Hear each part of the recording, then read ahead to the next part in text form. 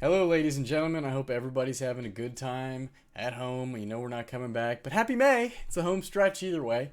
We got a couple weeks left. We're going to finish solving quadratics and lines today. So we'll do it algebraically this time. These are a little bit more extensive, so make sure you follow along and do the practice problem. We're going to find the intersection of this parabola and this line, but we're going to do it all by hand. So since they both equal y, and I want to know where they intersect, I'm going to set them equal to each other. So I'm going to say, oops, that's not a pencil, 3x squared plus 2x minus 8. I'm going to say, when do you equal negative 4x plus 1? Well, to solve this, you got to get everything on one side. So plus 4x minus 1, plus 4x minus 1, and 3x squared plus 6x minus 9. Remember, when you're trying to solve a quadratic, you want to get everything on one side, set it equal to 0. We say we're finding zeros, so you first set it equal to 0. Now we're going to solve by factoring. You could use quadratic formula, you could use complete the square, but everything we do today is going to be factorable, so I'm just going to factor. When I factor, the first thing I'm going to do is GCF. I'm going to bring out a 3, x squared plus 2x minus 3. And now I'm going to split the middle, so I'm going to find numbers that multiply to whatever 1 times negative 3 is. That's negative 3. What multiplies to negative 3 and adds to the middle? The middle is 2. So what numbers do that? Let's see. 1 and 3 multiply to 3, but it's got to be negative. So, oh, make that negative. There you go. Those are my numbers. So I'm going to split the middle, x squared plus, instead of 2x, I'm going to put 3x minus 1x. Okay, that 3 doesn't change anything. So remember, split the middle. You take the middle term, you split it into 2. There's lots of videos. There's lots and lots of examples of that. Check your notes if you haven't done that in a while. Next, we're going to factor by grouping. So the GCF of these two halves, the GCF of the left half is x. So I'll bring out an x, bring down the minus sign. Negative 1 and negative 3 don't have anything in common, so we'll just put a 3. But you got to remember, or a 1, you're factoring out a negative 1. So negative 1 times positive 3 gives you negative 3. If you distribute this back in, it should end up right there. 3 doesn't change anything, still equals 0. Now I have my factors, x minus 1, x plus 3. The 3 is still there, doesn't matter. So when do these factors equal 0? Either when x is 1 or x is negative 3. If I plug in 1, I'll get 0. 3 times 0, 0 times whatever is 0. It all goes to 0. So these are my two x values.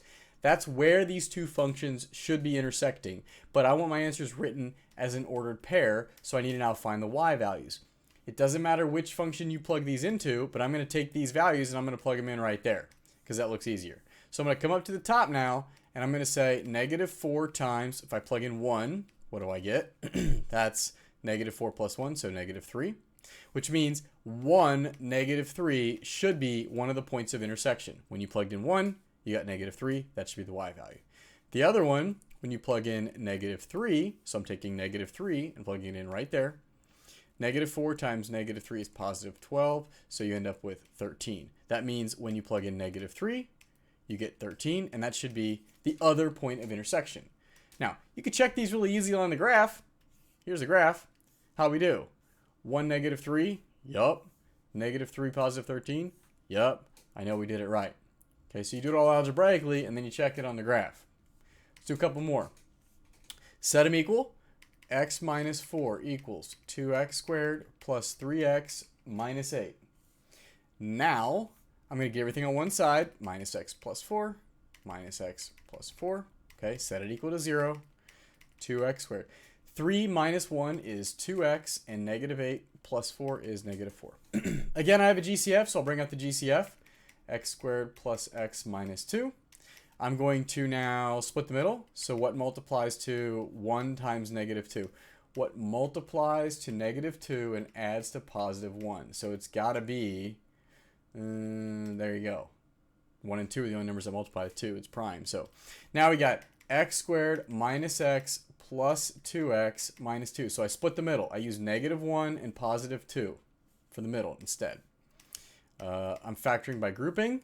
So I will find the GCF here, which is x, and the GCF here, which is 2. That 2 on the outside doesn't do anything. My factors are, I'll say equals 0. 2, doesn't change anything. X minus 1, and x plus 2. Okay, so those are my factors. That means my zeros would either be at 1 or negative 2. So those should be the x values. Now to find the y values, I'm going to plug them in to whichever equation looks easier, which is definitely the top one. So 1 minus 4 is negative 3. So that means at 1, you get negative 3. And at negative 2 minus 4, you get negative 6. So at negative 2, negative 6. So my points of intersection should be right there and there. 1, negative 3, and negative 2, negative 6. How we do? 1, negative 3, negative 2, negative 6. Is that the same answer? Hey, look at that. Okay. So those are my 2 points of intersection.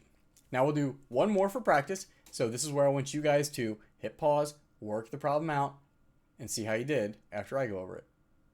And we're back. So set them equal to each other.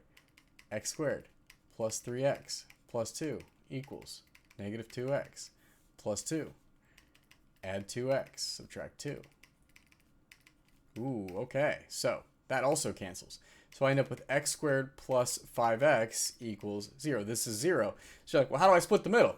Well, remember, you do GCF first, which is just x. So this one's actually easier that way because you're only going to be able to do GCF. That means the factors are when x equals 0 or x equals negative 5. If x is a factor, then 0 would be a 0 because 0 times anything is 0. So if you put a 0 in right here, it's going to be this whole thing 0. So you have 2 answers, either 0 or negative 5. Now we go back to the one that looks easier. It's going to be the line. And we're going to plug 0 in. And we get 2. So that's 0, comma 2, the y-intercept. And negative 5, or negative 2 times negative 5 plus 2. So I'm plugging it in right there.